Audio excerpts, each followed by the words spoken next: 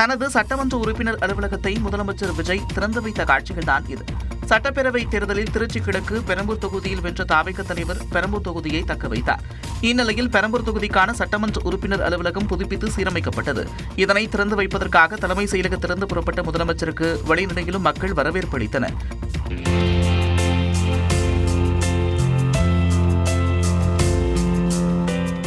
முதலமைச்சரான பிறகு முதல் முறையாக தனது சொந்த தொகுதியான பெரம்பூர் சென்ற விஜய் சட்டப்பேரவை உறுப்பினர் அலுவலகத்தை திறந்து வைத்து தாவேக கொள்கை தலைவர்களின் படங்களுக்கு மலர்தூவி மரியாதை செலுத்தினார்.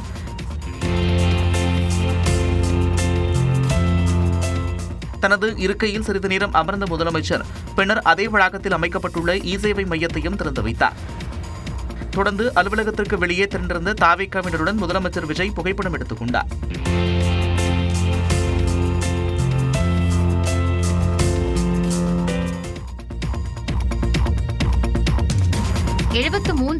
புதிய பயனாளர்களுக்கு புதிய ரேஷன் அட்டை வழங்கும் திட்டத்தை தொடங்கி வைத்த முதலமைச்சர் சிலருக்கு ரேஷன் பொருட்களையும் வழங்கினார்.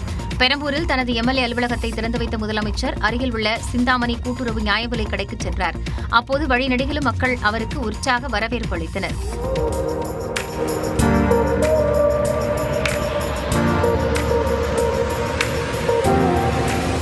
முதலமைச்சர் அருகே போன் ஒன்று விழுந்த நிலையில் அதை எடுத்து அவர் உரிய நபரிடம் ஒப்படைக்கும்படி கேட்டுக் கொண்டார்.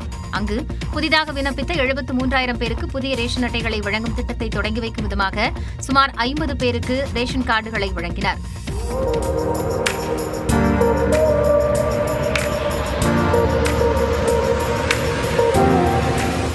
தொடர்ந்து பயனாளிகளுக்கு ரேஷன் பொருட்களையும் முதலமைச்சர் வழங்கினார்.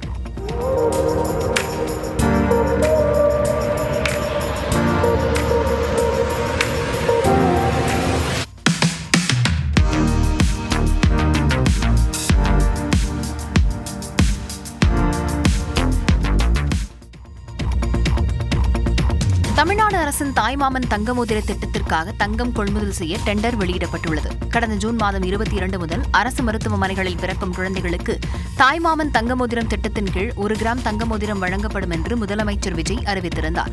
பேரறிஞர் அண்ணா பிறந்த நாளான செப்டம்பர் 15ஆம் தேதி இந்த திட்டம் தொடங்கி வைக்கப்படும் என்றும் இந்த திட்டத்துக்காக ஆண்டுதோறும் 755 கோடியே 83 லட்சம் ரூபாய் நிதி ஒதுக்கீடு செய்யப்படும் என்றும் தமிழ்நாடு அரசு அறிவித்திருந்தது.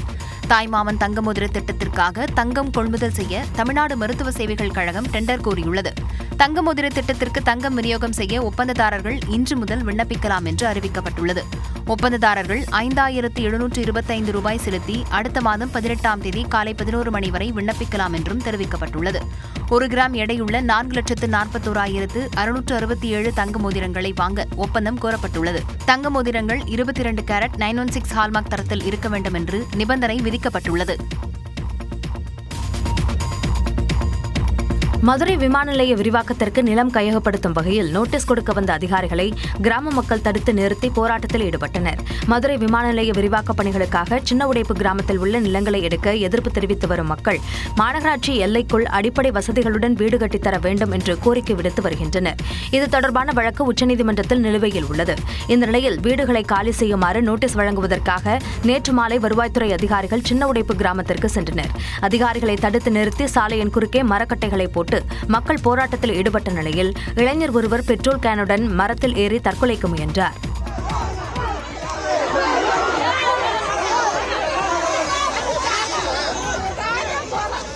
எங்க மக்களுக்கு மீள்குடியமரம் செஞ்சு கொடுங்க. நாங்கள் எதுவுமே நாங்கள் கேட்கல. உரிய சட்டத்தில் என்ன சொல்ல சட்டத்தைப்படி நடங்கன்னு சொல்றோம். 27 பேருக்கு இன்னும் காசு வாங்காம இருக்காங்க. அந்த மக்கள் பாமர மக்கள் அனைவரும் பூ பறிக்கிட்டு வந்து கஞ்சி குடி சாத்தேன் கஞ்சி. இப்ப வீடு திடீர்னு காலி பண்ண சொன்னா எப்படி காலி பண்ணுவாங்க? பொதுமக்களின் போராட்டத்தை தொடர்ந்து அதிகாரிகள் அங்கிருந்து திரும்பிச் சென்றனர். பெண்களுக்கான இலவச பேருந்து சேவையை தனியாரிலும் விரிவாக்கம் செய்ய வேண்டும் என தனியார் பேருந்து உரிமையாளர்கள் சங்கம் சார்பில் கோரிக்கை வைக்கப்பட்டுள்ளது. சேலத்தில் அந்த சங்கத்தின் மாவட்ட செயலாளர் ரவீந்திரன் செய்தியாளர்களை சந்தித்தார். அப்போது கடந்த 8 ஆண்டுகளில் 55% வரை டீசல் விலை உயர்ந்த நிலையிலும் தனியார் பேருந்து கட்டணம் உயர்த்தப்படவில்லை என்றார். 2018 64 ரூபாய் விற்றது, இன்று 102 ரூபாய் விற்கிறது. எவ்வளவு விலை உயர்கிறதோ அதுவரை அரசு தரப்பில் மானியமாக கொடுக்கப்படுகிறது. தனியார் துறைக்கு அந்த மானியம் வழங்கப்படுவதில்லை. அதனால் எங்களுக்கும் அந்த இலவசம் கொடுத்துச்சுன்னா அரசுலேருந்து கொடுத்தாங்கன்னா நாங்களும் அதை வந்து மக்களுக்கு சேவை செய்ய தயாராக உள்ளங்கிறத பதிவு செய்யறதுக்கு தான் முதல்ல கூப்பிட்டோம். மேலும் இலவச பேருந்து சேவையை தகுதியின் அடிப்படையில் வழங்க வேண்டும் என்றும் கோரிக்கை வைக்கப்பட்டது. இதில் வந்து 1 லட்ச ரூபா 1.5 லட்ச ரூபா சம்பளம் வாங்கக்கூடிய மகளிரும் இலவசமாக பயணம் செய்கிறாங்க. 10,000 ரூபா வருமானம் உள்ளவங்களும் பயணம் செய்கிறாங்க. அது மாதிரி கேட்டகரி பிரித்து உண்மையான தேவை உள்ள மகளிருக்கு இந்த இலவசம் கொடுத்தாங்கன்னா நல்லாயிருக்கும். மேலும் தனியார் பேருந்து கட்டணத்தை 1 கிலோமீட்டருக்கு ₹1.10 இருந்து ₹1.20 உடனடியாக உயர்த்த நடவடிக்கை எடுக்க வேண்டும் என்றும் அவர்கள் கோரிக்கை வைத்தனர். தமிழ்நாட்டின் அரசியல் களத்தை பரபரப்பாக்கிய செய்திகளை தற்போது பார்க்கலாம். தன்னை தாவேக்கவினர் அணுகியதால் தான் கட்சி மாறியதாக MR விஜயபாஸ்கர் பேசியதன் மூலம் குதிரை பேரம் நடந்தது உறுதியாகி இருப்பதாகவும் இது பற்றி வழக்கு பதிவு செய்து விசாரிக்க லஞ்ச ஒழிப்புத்துறைக்கு உத்தரவிடக் கோரியும் ஆளுநரின் செயலாளரிடம் திமுக மீண்டும் புகார் அளித்துள்ளது. கடந்த 1ஆம் தேதி ஆளுநர் அர்லேகரை சந்தித்த திமுக அமைப்பு செயலாளர் RS பாரதி முதலமைச்சர் விஜய் அதிகார துஷ்பிரயோகத்தில் ஈடுபடுவதாக புகார் அளித்திருந்தார். இதேபோன்று தாவேக அரசு குதிரை பேரத்தில் ஈடுபடுவதாக கடந்த 4ஆம் தேதி ஆளுநரிடம் திமுக தரப்பில் புகார் அளிக்கப்பட்டிருந்தது. இந்நிலையில் திமுக வழக்கறிஞர்கள் மருது கணேஷ், கவி கணேசன் ஆகியோர் ஆளுநர் மாளிகையில் அவரது செயலாளரிடம் கூடுதல் புகார் மனு ஒன்றை அளித்தனர். ஆளுநர் நடவடிக்கை எடுக்காவிட்டால் நீதிமன்றத்தை நாடுவோம் என்று திமுக அமைப்பு செயலாளர் RS பாரதி தெரிவித்துள்ளார். கவர்னருக்கு டைம் கொடுக்கணும்ல, அவரும் கன்சல்ட் பண்ணி நடவடிக்கை எடுக்கல. ஒரு சஃபிஷியன்ட் டைம், ரீசனபிள் டைம் அவர் கொடுத்து அந்த ரீசனபிள் டைமுக்குள்ள அவர் ஆக்ஷன் எடுக்கிறதுனா லீகல் ஆக்ஷன் எடுப்போம். லீகல் ப்ரொசீஜர் எடுக்கிறதுக்கு தான் இதெல்லாம் செய்கிறோம். தாவேக அரசின் நாடகங்களுக்கு முடிவு கட்டுவோம் என்றும் RS பாரதி தெரிவித்தார். தாவேகவினர் அணுகியதால் அக்கட்சியில் இணைந்தேன் என முன்னாள் அமைச்சர் MR விஜயபாஸ்கர் கூறியதன் மூலம் குதிரை பேரம் நடந்தது உறுதியானதாக திமுக அமைப்பு செயலாளர் RS பாரதி குற்றம் சாட்டிய நிலையில் அதற்கு MR விஜயபாஸ்கர் விளக்கம் அளித்துள்ளார். விஜய் தலைமையிலான அரசு அவங்க எங்ககிட்ட அப்ரோச் பண்ணாங்க. 42 ஆண்டு காலம் நான் உறுப்பினராக இருந்திருக்கிறேன். பல பதவிகள் இருந்திருக்கிறோம், உள்ளாட்சியிலிருந்து அமைச்சரிலிருந்து. இருந்தாலும் நம்முடைய டாக்டர் சொன்ன மாதிரி தான் மிகுந்த மனவேதனையோடு தான் பல கட்ட யோசனைகளுக்கு பிறகு தான் இந்த முடிவு எடுத்தோம். விஜயபாஸ்கர் அவர்களும் வெளிப்படையாகவே செய்தியாளர் கூட்டத்தில் என்னை தாவேகாவுக்கு வந்து சேரும்படி கேட்டுக்கொண்டார்கள். ஆகவே தான் நான் ராஜினாமா செய்கிறேன் என்று சொல்லி ராஜினாமா செய்துவிட்டு அவரும் சேர்ந்து விட்டார். ஆக இதெல்லாம் குதிரைபேட ஊழலுக்கு தகுந்த ஆதாரங்கள் என்பதை சுட்டிக்காட்டுகிற வகையில் ஆளுநரிடத்திலும் டிவிடி செய்தியும் திமுகவின் சார்பில் நாங்கள் புகார் கொடுத்திருக்கிறோம். ஆக விஜய் அவர்கள் உண்மைக்கு மாறாகத்தான் எல்லாம் பேசிக்கொண்டே இருக்கிறார். தாவேகால இருந்துல யாரும் எங்களெல்லாம் கட்சிக்கு வாங்கலாம் கூப்பிடல. யாருடைய அழுத்தம் இல்லாமல் நானா எடுத்த முடிவு, நானும் என்னோட இருக்கிற நிர்வாகிகளும் சேர்ந்து எடுத்த முடிவு தான். அவங்க தாவேகாலையோ அல்லது தாவேகாவில் போய் சேர்ந்து எங்களுடைய முன்னாள் அமைச்சர்கள் சட்டமன்ற உறுப்பினர்களுடைய நிர்பந்தத்தாலேயோ நான் தாவேகாவுக்கு சொல்லவில்லை. என்னுடைய சுயமான முடிவு. சட்டமன்ற தேர்தலில் பல கோடி ரூபாய் செலவு செய்தும் திமுக அதிமுகவால் வெற்றி பெற முடியவில்லை என்று மதிமுக முதன்மை செயலாளர் துரை வைகோ விமர்சித்துள்ளார். திருச்சியில் செய்தியாளர்களிடம் பேசிய அவர் தாவேக அரசுக்கு சட்டமன்ற உறுப்பினர்களை களவாட வேண்டிய அவசியம் கிடையாது என்றும் கூறினார். ஒவ்வொரு சட்டமன்ற தொகுதிக்கும் கிட்டத்தட்ட குறைஞ்சபட்சம் 20 கோடி, சில முன்னாள் அமைச்சர்கள் தொகுதியில் 80-100 கோடி. அப்படி நீங்க கூட்டணி கட்சிகள் நாங்க மதிமுக உட்பட நாங்கள் எல்லா இடங்களையும் பொறுத்த வரைக்கும் குறைஞ்சபட்சம் 20 கோடி போட்டீங்க. 234 போட்டீங்கன்னா எவ்வளவு, எத்தனை ஆயிரம் கோடிகள். அதை பயன்படுத்தி அவங்களால வெற்றி பெற முடியல. வாக்குகளுக்கு ரூபா கொடுத்து அதை பெற முடியல, தோத்தாங்க. திமுகவுடன் கூட்டணி வைக்க முயற்சி செய்ததால் தான் அதிமுக சட்டமன்ற உறுப்பினர்கள் ராஜினாமா செய்திருப்பதாகவும் துரை வைகோ தெரிவித்தார். மதிமுக சட்டமன்ற உறுப்பினர்கள் 2 பேர் அவங்க இன்னைக்கு எங்க சின்னத்தில் நாங்கள் போட்டி போட்டிருந்தோம்னா கட்சித்தவள் அந்த சட்டத்தின்படி ஒன்று அவங்க மேல சட்டப்படி நடவடிக்கை எடுத்திருக்கலாம், இல்ல அதற்கு பயந்துகிட்டு அவங்க போகாம இருந்திருப்பாங்க. அவங்க இன்னைக்கு விலை போயிட்டாங்க. இன்னைக்கு இது போன்ற பல செயல்பாடுகள் யார் செய்யறாங்க? இது மாதிரி விஷயங்கள் திமுக அதிமுக வந்து அவங்க செய்யறாங்க. பாஜகவை எதிர்ப்பதற்காக திமுக தாவேக ஒரே அணியில் இணைவது ஏற்புடையது அல்ல என்றும் துரை வைகோ கூறினார். பாமக நிறுவனர் ராமதாஸை அக்கட்சியின் தலைவர் அன்புமணி தைலாபுரம் தோட்டத்திற்கு சென்று சந்தித்து ஆலோசனையில் ஈடுபட்டார். நடைபெற்று முடிந்த சட்டமன்ற தேர்தலின் பொழுது பாமகவுக்குள் விரிசல் ஏற்பட்டு நிறுவனர் ராமதாசும் தலைவர் அன்புமணியும் தனித்தனி அணிகளாக களம் கண்டனர். இதனிடையே அண்மையில் தந்தை ராமதாஸின் திருமண நாள் கொண்டாட்ட நிகழ்ச்சியில் அன்புமணி பங்கேற்றிருந்தார். இந்த நிலையில் தைலாபுரம் தோட்டத்திற்கு நேற்று மீண்டும் சென்ற அன்புமணி ராமதாஸை நேரில் சந்தித்து கட்சி தொடர்பான ஆலோசனையில் ஈடுபட்டார். குறிப்பாக வரும் 16ஆம் தேதி பாட்டாளி மக்கள் கட்சியின் 38வது ஆண்டு விழா கொண்டாடுவது குறித்த ஆலோசனையில் இவர்கள் ஈடுபட்டனர்.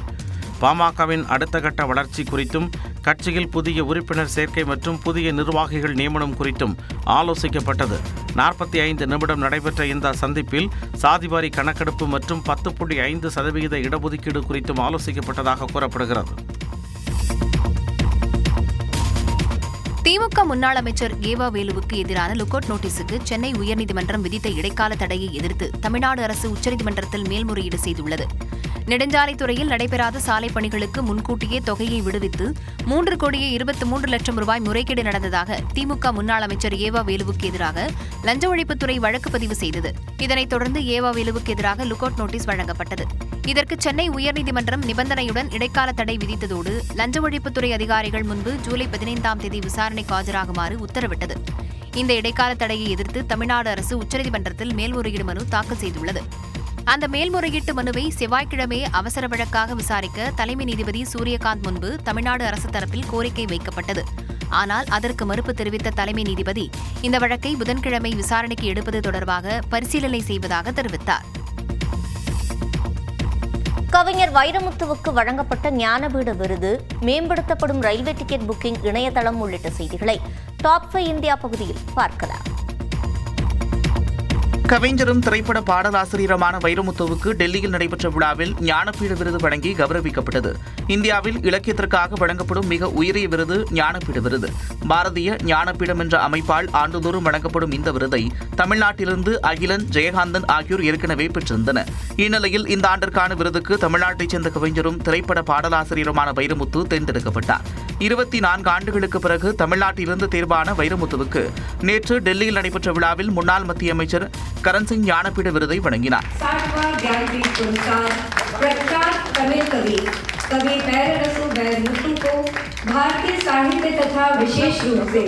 எல்லா மாநில மொழிகளிலும் உள்ள உயர்ந்தபட்ச படைப்புகள் இந்தியாவின் பிற மொழிகளிலும் ஆங்கிலத்திலும் ஸ்பானிஷ் மொழியிலும் மாண்ட்ரின் மொழியிலும் ஜெர்மனியிலும் மொழிபெயர்க்கப்பட வேண்டும் என்பதை இந்த விருது காட்டுகிறது என்பதாக நான் கருதுகிறேன்.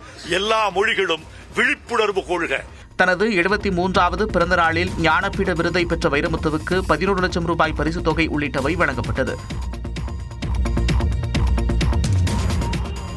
நிமிடத்திற்கு 1.5 லட்சம் ரயில் டிக்கெட்டுகள் முன்பதிவு செய்யும் வகையில் மேம்படுத்தப்பட்ட IRCTC இணையதளத்தை புதன்கிழமை அறிமுகம் செய்ய உள்ளதாக ரயில்வே அமைச்சகம் அறிவித்துள்ளது. ரயில் டிக்கெட் முன்பதிவின் போது அடிக்கடி சர்வர் பிரச்சினை ஏற்படுவதாக பயணிகள் தொடர்ச்சியாக புகார் தெரிவித்து வந்தனர்.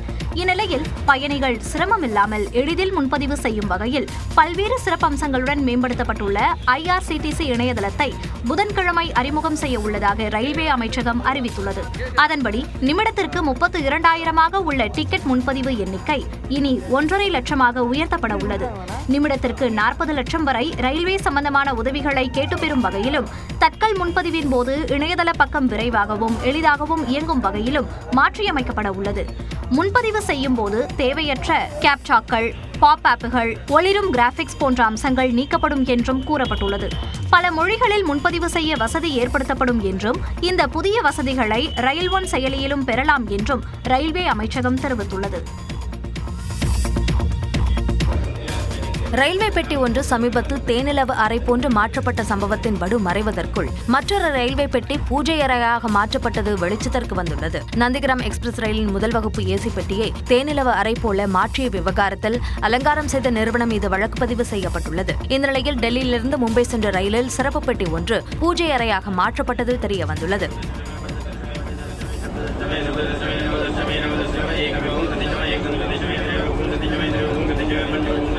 இதுகுறித்து விளக்கமளித்துள்ள வடக்கு ரயில்வே, டெல்லியிலிருந்து மும்பைக்கு ஜூலை 10ஆம் தேதி இயக்கப்பட்ட பச்சிம் ரயிலில் IRCTC மூலம் 3 லட்சம் ரூபாய்க்கு முன்பதிவு செய்யப்பட்ட சிறப்பு பெட்டியில் பூஜை நடைபெற்றதாக கூறியுள்ளது. உரிய நேரத்தில் ரயிலை இயக்குதல், பாதுகாப்பு, பயணிகளின் வசதி ஆகியவற்றில் ரயில்வே நிர்வாகம் எவ்வித சமரசமும் செய்யவில்லை என்றும், குறிப்பிட்ட சம்பவத்தில் யாருக்கும் எந்த காயமும் ஏற்படவில்லை என்றும் வடக்கு ரயில்வே தெரிவித்துள்ளது. கடந்த 4 ஆண்டுகளில் இந்திய ரயில்வேயின் சுமார் 1.5 கோடி பெட்ஷீட், துண்டு, போர்வை உள்ளிட்டவை திருடப்பட்டுள்ளதாக அதிர்ச்சி தகவல் வெளியாகியுள்ளது.